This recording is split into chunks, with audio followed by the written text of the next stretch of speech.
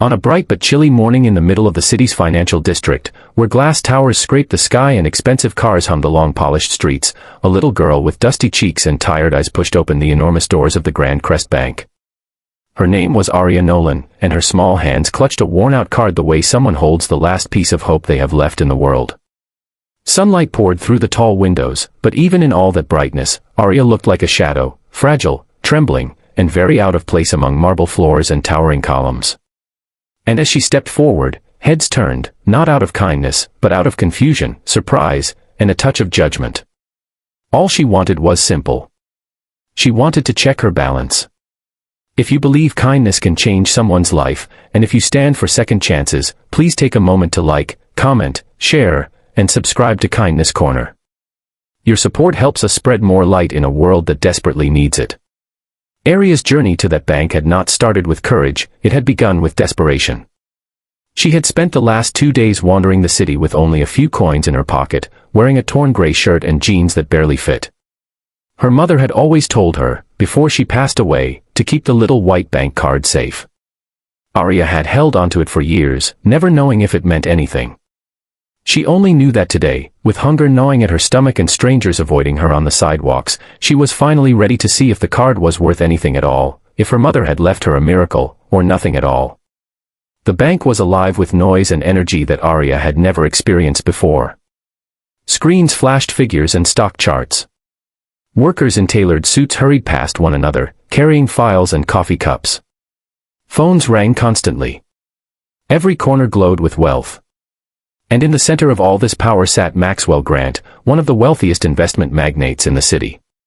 His laughter filled the air, echoing across the floor as he held court with his advisors. He was a man used to winning, used to power, and used to being untouchable.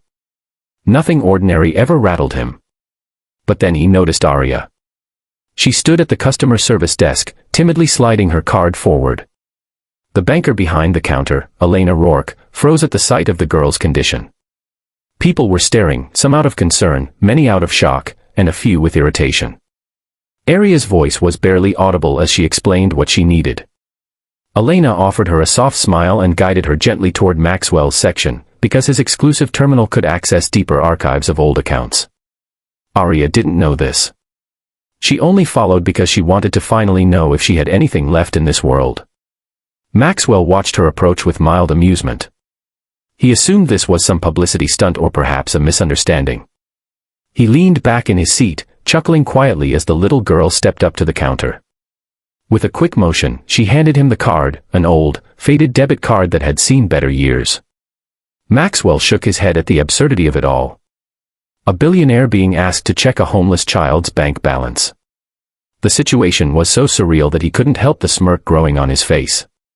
But Aria wasn't laughing. Her hands were shaking. Her eyes darted nervously around the large room, absorbing every judgmental stare. She just wanted answers, just one moment of truth. The room seemed to hush as Maxwell inserted the card into the screen. Then everything changed. Maxwell's smile fell instantly. His eyebrows slowly drew together.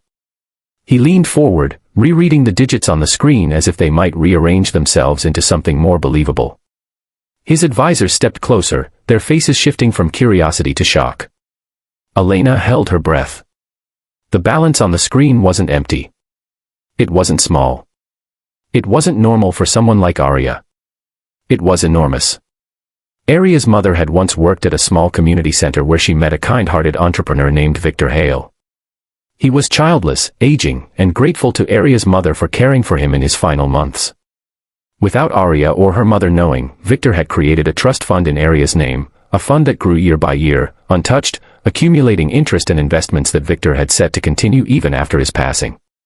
He had hoped, one day, that Aria would find her way to it when she needed it the most. And today was that day. Maxwell stared at the figure, realizing that the girl standing in front of him was not just a child in need, she was one of the wealthiest individuals he had ever encountered. Wealth that she herself didn't even know existed. Wealth that could change her life forever. For the first time in years, Maxwell felt humbled. Completely, utterly silenced. The girl he had laughed at was now the owner of a fortune that outclassed even some of his clients. The room watched as he rose slowly from his chair, looking at Arya not with pity anymore, but with respect, a respect she had earned without even knowing it. Arya, however, didn't understand the number on the screen. She only knew that Maxwell suddenly looked different, less amused, more human. Elena crouched beside her and explained softly what the truth was. As the words washed over Arya, her lips parted in disbelief. Tears welled in her eyes. She wasn't alone anymore. She wasn't helpless. Her mother had left her something far more powerful than she ever imagined: security, hope, and a chance at a future. People in the bank whispered, stunned by what they had just witnessed. Maxwell, famous for his arrogance, was now gently helping Arya gather her things. He offered her food, water, and promised to assign his best advisors to protect her interests until a proper guardian could be appointed. Arya nodded, still overwhelmed, clutching the card that had just transformed her life. It was still daytime, sunlight shimmering through the high windows, but for Arya the world felt new, warmer, brighter, and finally, safe. If this story touched your heart, please remember to like, comment, share, and subscribe to Kindness Corner. Your engagement helps these powerful stories reach more people who need hope. Before the story ends, please comment below, what would you do if you discovered a miracle when you least expected it? As Arya stepped out of the Grand Crest Bank later that afternoon, walking into the golden daylight with a small smile forming for the first time in years, she realized something profound. The world could be cruel. The world could be cold.